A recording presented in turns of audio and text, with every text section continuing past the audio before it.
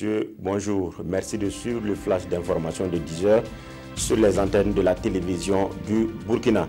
En tournée dans le Soum depuis lundi, le ministre de la Sécurité et celui de l'Éducation nationale ont rencontré les forces vives de la province à Djibou pour, disent-ils, rassurer les populations et les fonctionnaires de la zone ciblés par plusieurs attaques terroristes. De nouvelles dispositions sécuritaires sont annoncées consistant à renforcer le nombre d'agents de sécurité et de postes de police dans la région. L'enjeu majeur encore de cette rencontre est la reprise des cours dans les écoles fermées pour raison d'insécurité dans la zone. Depuis hier, à Banfoura, les acteurs de la décentralisation réfléchissent sur le budget des collectivités territoriales.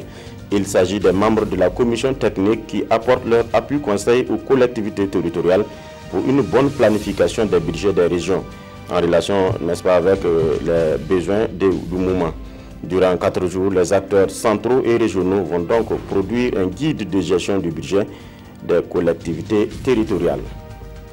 Situation très confuse au Zimbabwe. Depuis la nuit dernière, l'armée affirme avoir pris le contrôle du pays, mais refuse de parler d'un coup d'État.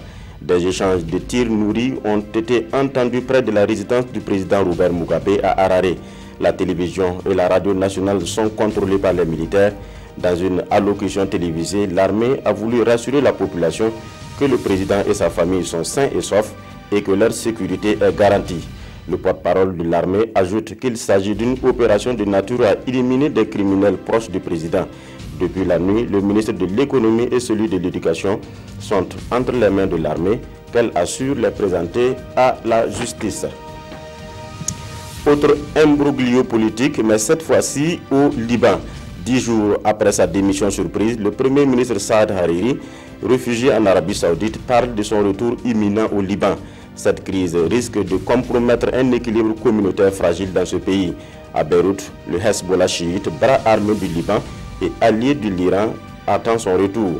Il affirme par ailleurs que le gouvernement libanais reste pour l'instant en place, malgré la démission sans préavis du Premier ministre. Voilà, c'est tout pour ce flash. Merci de nous avoir suivis. L'information revient à 13h avec Godfra Bazier.